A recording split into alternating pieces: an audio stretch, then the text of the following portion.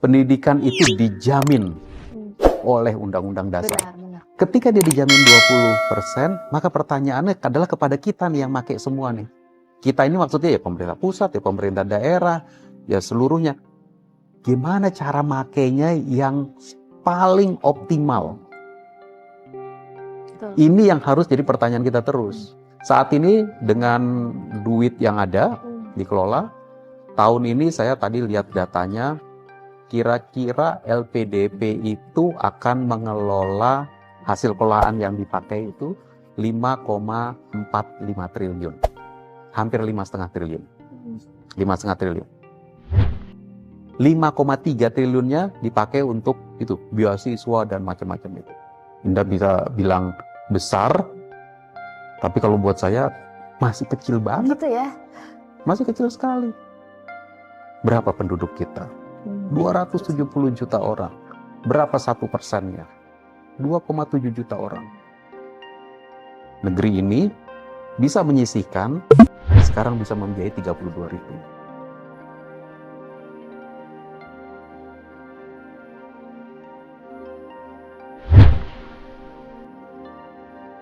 Teman-teman semua, selamat datang di podcast Suara Suwanazara yang kali ini, pada hari ini, saya kedatangan tamu, Saudari Indah Safira yang ingin diskusi banyak hal mengenai APBN dan secara spesifik bagaimana APBN menjalankan Undang-Undang Dasar 1945 yang memandatkan 20% anggaran adalah untuk anggaran pendidikan.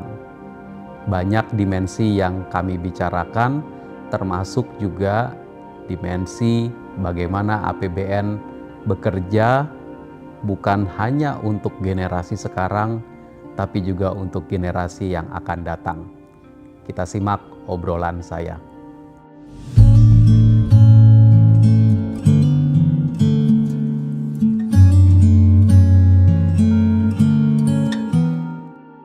Oke, Indah silakan.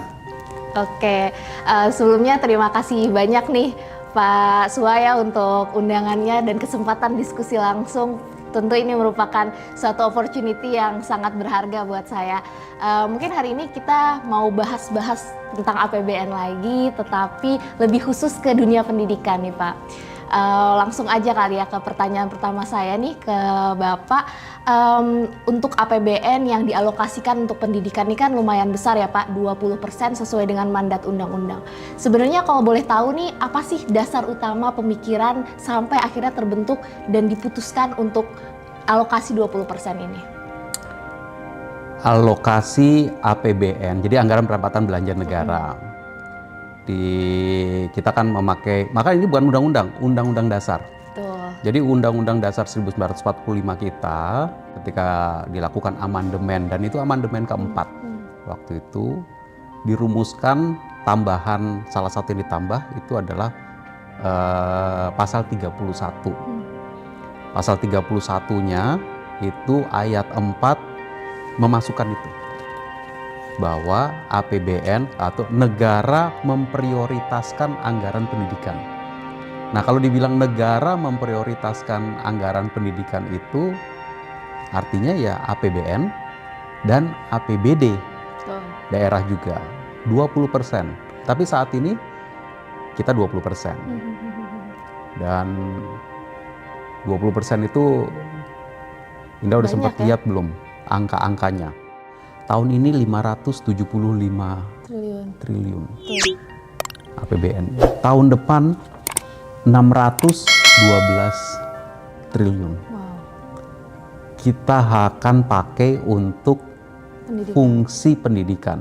Nah, kalau dibilang dipakai untuk fungsi pendidikan itu bukan berarti 600 itu semuanya di Kementerian Pendidikan dan Kebudayaan. Dia tersebar karena secara kementerian bukan hanya satu kementerian yang bicara mengenai yang punya mandat fungsi pendidikan itu. Jadi kalau bisa saya rangkum, memang ada kesadaran ya dari pemerintah bahwa memang pilar yang paling penting nih untuk meningkatkan sumber daya manusia ya tadi pendidikan dan kesehatan, sehingga muncul angka 20% ini yang saya juga kalau dipikir-pikir ya kaget ya, karena ini lebih tinggi daripada infrastruktur, daripada kesehatan gitu. Jadi luar biasa kesadaran pemerintah akan pentingnya nih.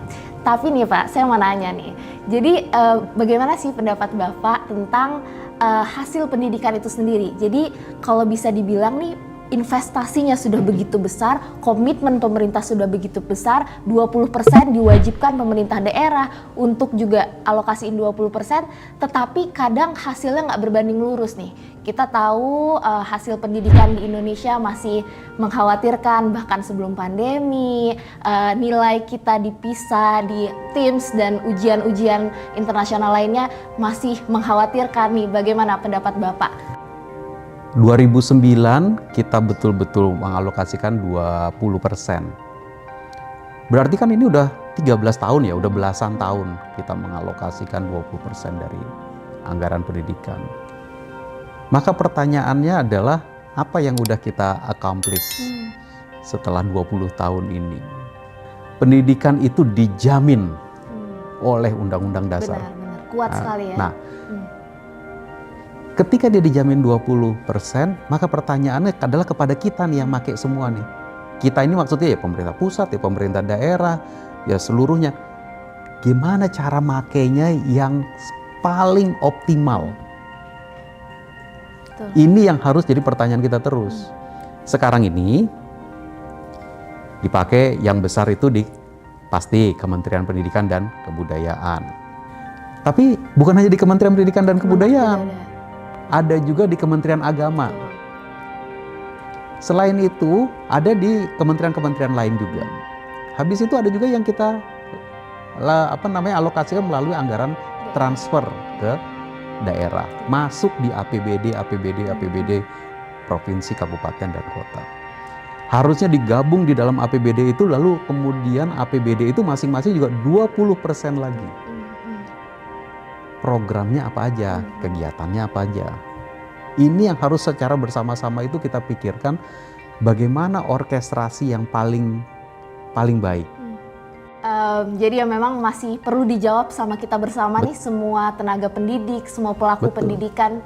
Karena tadi Bapak sempat mention tentang APBD nih Pak. Saya mau nanya pendapat Bapak, tadi mandat undang-undang begitu kuatnya 20% itu untuk diikuti begitu ya. Namun pada kenyataannya nih Pak, saya melihat data di 2020 ternyata implementasi realisasi dari dana pendidikan di daerah ini tidak sesuai dengan harapan untuk di beberapa provinsi. Ini angkanya nih ada 12 dari 34 provinsi, sekitar 35% ternyata tidak mengikuti mandat 20% tersebut.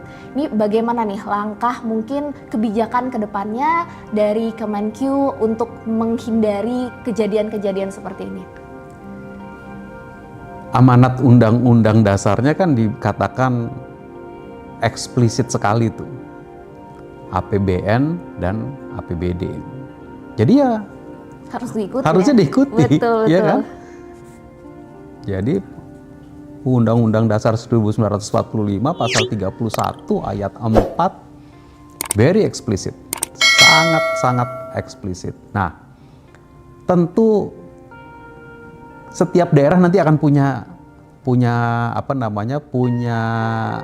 sebab musababnya. Ya, sebab musababnya itu kenapa? Saya senang kalau ada studi yang kemudian ngelihat satu daerah, kemudian ke daerah lain. Itu di tingkat provinsi tadi ya. Benar, itu nanti kalau ke kabupaten kota lebih seru lagi itu datanya. Dan biasanya dari waktu ke waktu kita umumkan sih. Ya, berapa yang di tiap kabupaten kota itu berapa yang sudah 20%, berapa yang belum 20%. Kenapa nggak bisanya itu harus kita dalami dan kemudian tiap daerah itu mencari caranya. Apakah ada daerah yang menganggap bahwa udah kelebihan dananya, jadi nggak perlu 20% di tempatnya dia. Kalau udah kelebihan tuh artinya apa memang output dari pendidikan di daerah itu udah top banget gitu. Atau kita memang masih harus cari lagi terobosan-terobosan. Saya sih melihatnya kenapa ya bisa seperti ini ya, tentu saya setuju banget sama Bapak, pasti perlu kita cari tahu alasannya kenapa gitu. Bisa jadi memang prioritas daerah tersebut berbeda-beda dan ada alasan-alasan tertentu. Namun juga dari sisi penelitian gitu memang lumayan sulit nih Pak dapetin data rencana-rencana realisasi anggaran pendidikan gitu ya di tiap daerah. Dan kadang tuh alokasinya memang kurang tepat gitu. Kebanyakan alokasi APBD ini dikhususkan untuk misalnya nih menambah fasilitas, menambah guru gitu. Lebih ke bagian itu dibandingkan kepada outcome-nya gitu, outcome pendidikan. Oh iya. Mereka lebih banyak yang lebih memprioritaskan misalnya perbaikan gedung, Input. penambahan fasilitas, input betul, daripada ke outputnya. Yang lebih penting kan outputnya dilihat dari PISA dan lain-lain. Bahkan outcome-nya, benar. ya kan? Jadi inputnya memang mesti kita lengkapi, tapi kita nggak boleh terjebak hanya kepada melengkapi input tanpa pernah lihat output dan bahkan outcome. Selain input, prosesnya kita buat tata kelolanya yang baik. Tapi kita nggak boleh terperangkap pada proses. Seakan-akan kalau udah prosesnya bagus, pasti output dan outcome-nya bagus, belum tentu juga. Implementasinya juga. Nah, implementasinya, terus kemudian yang diukur di level output, dan diukur di level outcome. Benar. Menurut Bapak nih, sejauh mana sih pendidikan tinggi bisa berkontribusi pada pertumbuhan ekonomi dan perbaikan kehidupan sosial di negara kita? Kalau Indonesia itu mau maju dan masuk ke tataran, ya kalau Indonesia itu mau masuk ke tataran negara maju itu bicara di level pengetahuan. Kita bukan saja mengerti pengetahuan yang ada, kita bukan saja mengaplikasikan pengetahuan yang ada, bahkan kita harus sampai ke tingkat menciptakan pengetahuan-pengetahuan baru, new knowledge. Nah, knowledge itu sendiri luar biasa besar spektrumnya. Ya, knowledge yang kita pakai di kehidupan sehari-hari, knowledge yang ada di kepala kita, tacit knowledge-nya, knowledge yang diajarkan turun-temurun. Pendidikan tinggi itu salah satu elemen yang memperkuat knowledge itu tadi. Ya tentu basisnya adalah pendidikan dasar yang baik, pendidikan menengah yang juga baik, dan masuk ke pendidikan tinggi. Ya. Tidak semua orang harus masuk ke perguruan tinggi, tidak semua orang di-expect untuk menciptakan knowledge, tapi pendidikan tinggi menjadi sangat-sangat penting buat keseluruhan Indonesia. Dan kalau kita lihat di APBN ini juga lumayan besar ya, pemerintah memang fokuskan untuk investasi di pendidikan tinggi gini. Saya setuju sekali sih bahwa memberikan pendidikan tinggi ke anak-anak muda, ke sumber daya manusianya itu akan menjadi gerbang ke ilmu pengetahuan yang nanti juga dampak baiknya buat negara kita. Nah kebetulan nih saya juga merupakan salah satu penerima langsung nih Pak yang merasakan dampak dan manfaat dari program bantuan pemerintah untuk lewat program beasiswa gitu. Nah kalau menurut Bapak nih dengan segala mungkin ada stigma-stigma dari masyarakat yang kadang mengkritisi gitu ya, mungkin harusnya investasinya lebih di pendidikan dasar atau di pendidikan anak usia dini gitu. Tapi sama pemerintah nih bahkan kita punya dana abadi khusus buat beasiswa LPDP gitu. Nah bagaimana pendapat Bapak tentang investasi yang dikhususkan untuk anak-anak muda untuk melanjutkan pendidikan tinggi pasca sarjana? Desain dari anggaran adalah untuk belanja tahun itu. Itu kita betul-betul gugat. Dari sejak awal kita mendapatkan arahan 20%. Gugat dalam pengertian positif. Pertanyaannya adalah, benar kita habisin duitnya tahun ini? Atau kita buat logika yang berbeda? Disitulah, ketika itu Ibu Menterinya juga Bu Sri Mulyani itu memikirkan, kayaknya kita mesti ubah deh. Stigma bahwa persepsi bahwa gitu. Harus tahun ini juga habisnya. Nah, artinya kita sisihkan, iya diambil dari belanja tahun ini, tapi tidak dihabiskan tahun ini juga. Gitu. Nah, Itulah cikal bakal dari dana abadi itu. Ya, jadi ketika dibuat pertama, logikanya kira-kira seperti itu. Tahun ini LPDP itu yaitu dibentuk ya, Lembaga Pengelola Dana Pendidikan (LPDP). Kita sisihkan tiap tahun sedikit. Tahun ini mengelola 120 triliun. Itu bukan hasil pekerjaan yang memang kita punya duit 120 triliun dari awal terus kemudian akumulasi bertahun-tahun. Itu bertahun-tahun. Ada tahun yang kita terus. sisihkan 1 triliun, ada tahun kita sisihkan 5 triliun, ada tahun kita sisihkan nggak kita sisihkan, kita nggak alokasikan. Tapi ada tahun kita menyisihkan bisa sampai 20 triliun kalau kita lagi ada ruang fiskalnya itu.